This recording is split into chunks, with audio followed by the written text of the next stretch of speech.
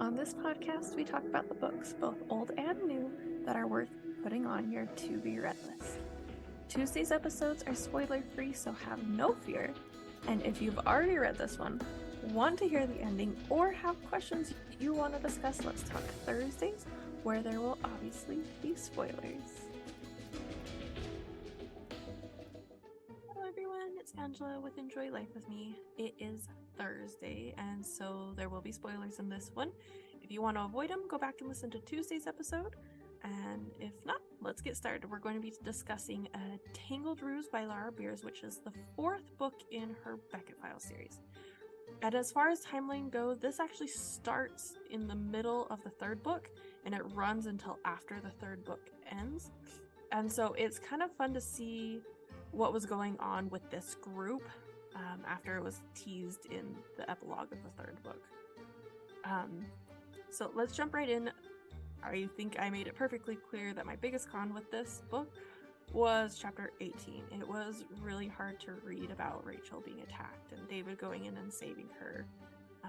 Personally, I actually had to take a break from this book for the rest of the day. I'm not used to reading heavy things like this, and so having it be more descriptive rather than just like having it mentioned kind of in passing, it definitely felt heavy and kind of became my least favorite in the series so far, honestly. And apparently I've read too many of these spy romances, because when they were introducing her cousin Emmett, I had a moment where I wondered if he was an imposter like the last book. But I'm glad he wasn't. He actually turned out to be a very interesting character, and I'm kind of excited for the next book to hear his story. Now, as far as prose, as always, Laura wrote an amazing epilogue, and I'm kind of wondering if Peter comes back in another book, because I'm really excited to see what happens with Luke and Rachel now having a ward. I was really happy, proud of book characters, I know, but I was really proud of them for taking that initiative and going and making sure that she was being taken care of and doing what they could for her. As well as there was some really fun banter, thankfully, that lightened the mood of this book.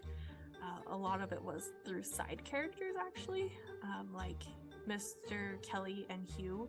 They weren't letting Luke kind of ruin their moods. They always had a great sense of humor.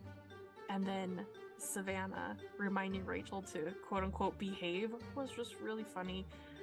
They were kind of essential to this book because there's a lot of crazy things happening.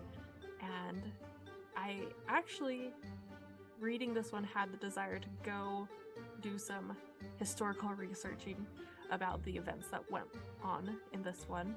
And so that was always a bonus to me when I felt intrigued by the historical parts of books. And so that I went and, learned something new. There's nothing wrong with reading fiction, because that's the majority of what I read, but it's always fun when they get it right and you can go look at those events. So there's that. I did have a couple things I was wondering about, such as, how on earth did the servants not hear someone breaking in?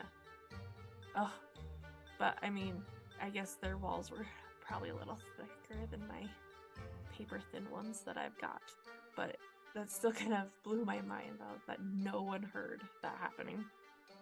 But also, I wondered, why did Emmett not want to tell Rachel why he hated Melville at the beginning? Was it just like a plot thing? Or was there like some part of the book that got edited so that we didn't see why he was trying to keep that to himself?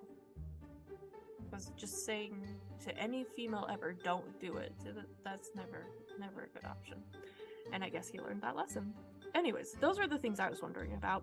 Was there anything that you wondered about in this book?